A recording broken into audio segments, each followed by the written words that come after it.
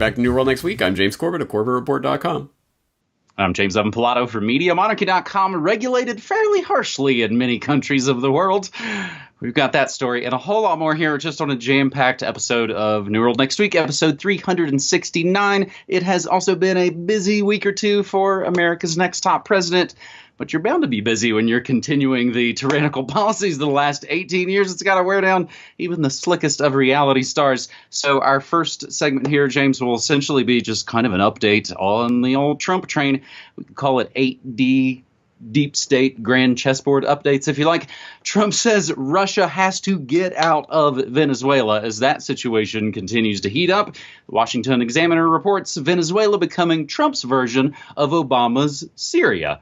So speaking of Syria, I just saw the tweet, I think it's less than an hour ago, from Syria Girl, Partisan Girl. Ongoing right now, Israel and the U.S. jointly bombing Syria, Aleppo. This is what Trump signing the Golan Heights deal meant. And that's right. Trump signs declaration recognizing Israel's sovereignty over disputed Golan Heights. And again, these things have all just been going on pretty much in the last week. A lot of things happen when you take a week off from New World Next Week. I guess, James, the cultists, the obsessives will all say it's just the, deep state, more dimensions being added to it. But I think even Broken Clock Matt Taibbi knows when the jig is up. Russiagate is WMD times a million, which seems to be the original headline of his article, which got kind of slightly altered. Iraq war faceplant damaged the reputation of the press. Russiagate destroyed it.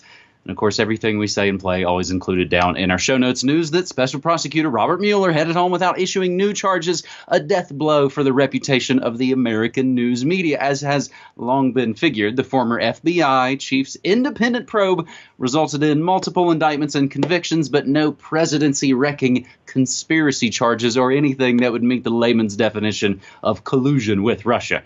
The key detail in all the stories about the end of the Mueller investigation, best simply expressed by the New York Times, quote, a senior Justice Department official said that Mr. Mueller would not recommend new indictments.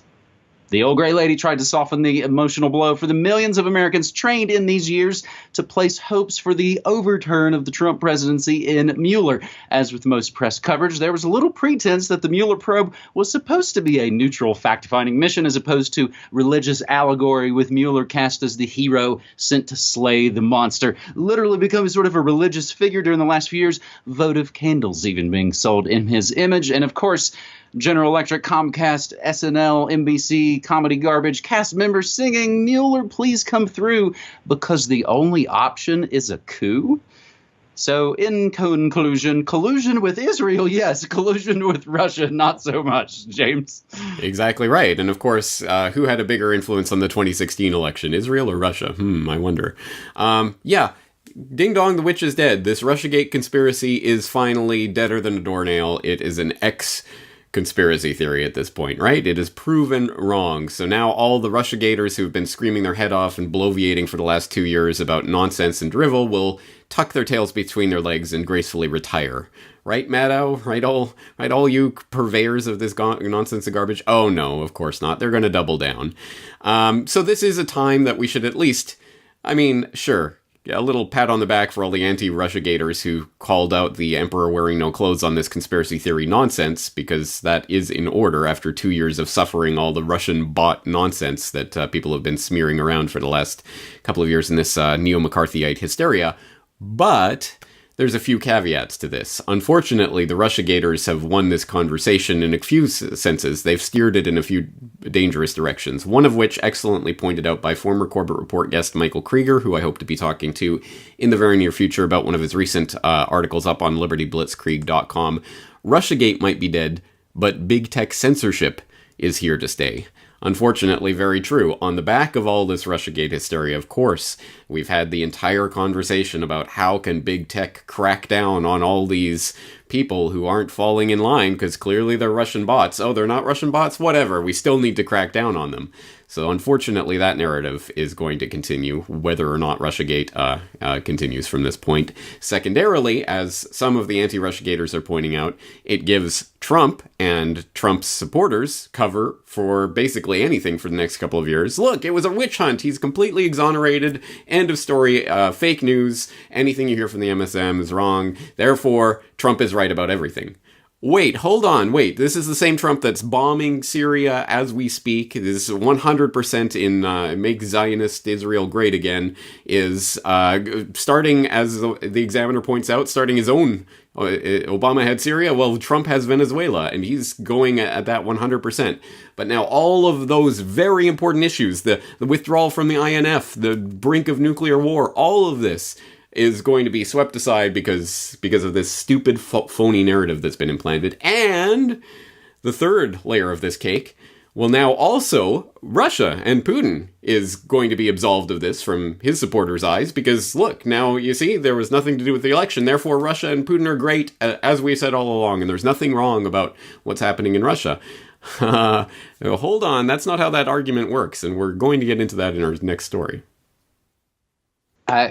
And there's just, I could even pile in more, the fake left and right that you're talking about. I just saw even earlier, drones killed a dozen plus civilians in Somalia last weekend, a place most people wouldn't go, oh, that's right, that's one of the wars that Obama added on to one of Bush's wars that Trump has continued to carry on. One of the other flips to that, I think Matt Al has lost like 500,000 viewers as the Russiagate wheels have pretty much completely fallen off. James, when I was in pretty much my least favorite place in the world Monday, the airport, I did snap a couple of pictures of the fake news stands USA Today referred to back in the day by Jello Biafra as the American Pravda. USA Today proclaimed no conspiracy. Meanwhile, CIA Time magazine already moved on to warning Pepsi against trying to impeach Coke. So it's really interesting that it's talking about, oh, maybe a coup is the next move.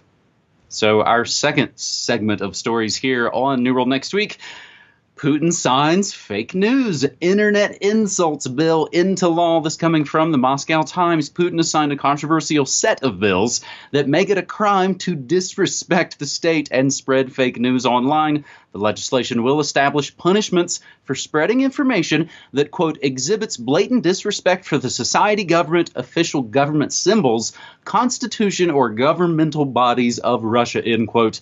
Online news outlets and users that spread fake news will face fines of up to 500,000 rubles, that's 23,000 in U.S. fiat dollars, for repeat offenses, insulting state symbols and the authorities, including, of course, Mr. Putin, will carry a fine of up to 300,000 rubles and 15 days in jail for repeat offenses. The Kremlin, however, denied this legislation amounts to censorship, hilariously pointing out that, quote, this fear of fake news, insulting, and so on is regulated fairly harshly in many countries of the world, including Europe. It is therefore, of course, necessary to do it in our country too, end quote, Kremlin spokesman said. So, James, I guess like all those evil Nazis who ran the eugenics ops, they all seem to say, you all right, I learned it by watching you.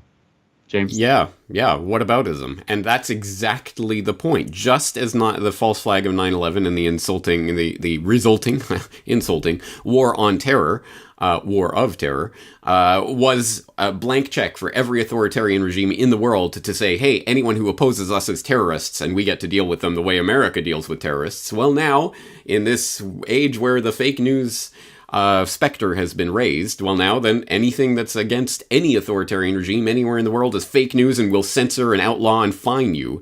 And you have to be regulated and licensed by the government in order to say anything in the US and in Russia and everywhere else. It's coming everywhere. And here it is in Russia. So to all the people who think that Putin is the great savior of civilization and blah, blah, blah, no, he's another authoritarian thug like all of them. I am not Team Trump. I am not Team Putin. I am not Team Abe. I'm not Team Trudeau. I'm not Team any of these thugs that are only in it for the power over other people. And they're bloodthirsty tyrants as far as I'm concerned, and I do not bow down or supplicate to any of them. They all are authoritarian regimes that will do anything in their power to stop opposition and stop people speaking freely. And here's another example of it. We've got a whole, sexy batch of them still popping up here in the States. They get on the covers of Vanity Fair and such because they all are vying to grab that crown, to be the new authoritarian with the shiny, happy, smiling face. James, I think an interesting related one to this second story. Facebook, Axios, and NBC paid a guy named Ed Sussman to whitewash Wikipedia pages, essentially becoming just a nonstop Wikipedia sort of... There's a whole world of you can argue and the talk and the discussion pages about what becomes, part of the bastion of truthiness. And of course, there are folks out there being paid by news agencies to help cover up their own misdoings, like ignoring serial sex abusers that they have on their payroll. Whew. Our third and final story this week on our barn-busting return. It is a bombshell episode, James. The tide is turning. The walls are closing in. Whew. EU Copyright Directive, it's called, is going to try and hold online platforms liable for users' copyright infringement. So basically, there's a larger story of what this whole new set of EU laws are going to mean. The EU's divisive new copyright plan explained from an article from Wired UK from going back last fall, at least, maybe even a couple of falls ago, of course, because it takes a little while to cram legislation down people's throats. The interesting thing comes in the fight over this copyright directive. MEPs say they mistakenly voted for Articles 11 and 13. EU says, too bad. So about that terrible vote by the EU Parliament to approve the copyright directive, including the dangerous Articles 11, which is essentially the link tax, and Article 13, requiring online platforms like YouTube to filter or remove copyrighted material. The key vote was whether to allow amendments that could have deleted those articles. They're voting on what to vote on, basically.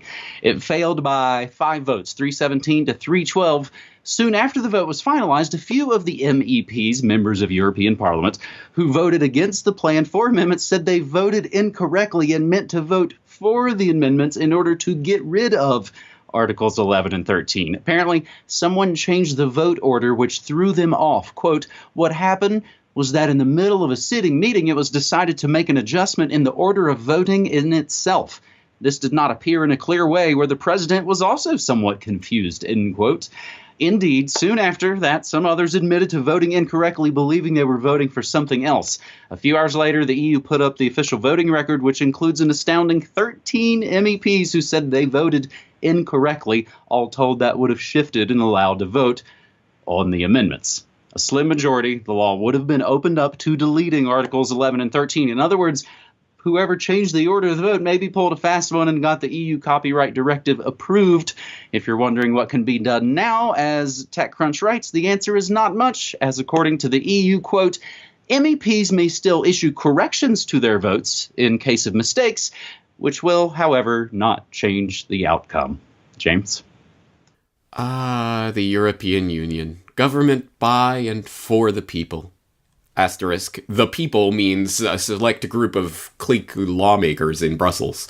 This is representative democracy, the way it's meant to be done. Ooh, let's change the voting order. What are we voting on? Okay. What did I just vote? Oops. No, wait, I didn't mean to vote that. Too bad.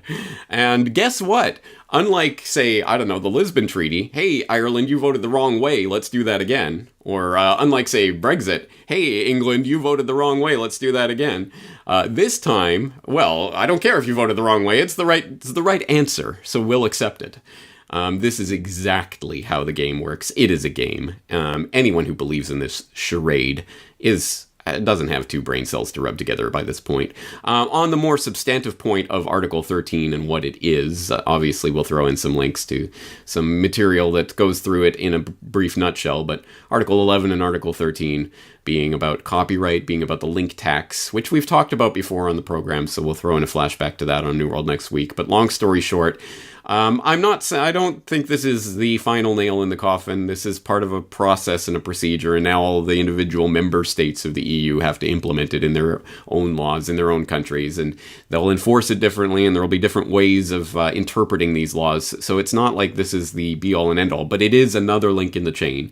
And just like SOPA and PIPA and all of these things that people came together and defeated at the last moment, they'll just keep coming and keep coming and keep coming and keep coming until they get what they want. And what's the response to that? What's the answer to that? I'm open to suggestions, but I think that remaining in the EU is probably not for the good of anyone in the European Union right now, let alone those in the UK. James and I, as I had announced 2 weeks ago on our previous episode, I was going to take some time off and head off to a big rock and roll festival. I can pretty honestly admit, coming back to this giant, just big old mess was like, can I go back to rock and roll camp? I will be back on the air streaming news, music, memes, and more on April 1st. No fooling. And of course, James, you and I have been each doing this for I don't even know if we added our years up now. It's been a while, and a lot of the platforms are difficult. Lose a lot of audience because they get mad at this place or at this other place. And as we've been basically saying, I don't care how you support us as long as you support us. And I've got all my ways at MediaMonarchy.com/join. It has been a pleasure to get back with you, buddy. That's right. And CorporateReport.com/members for people looking to support my work. Yeah, a lot of people have been dropping off because they're mad at this platform and that platform. Again, doesn't matter how you support us, just support us. You make it possible. So to all of you out there, thank you for sticking around, and we will see you again on the New World next week. And of course, both James and I will have a regular podcast coming out in the near future. Talk to you again soon. All right. Thanks, buddy.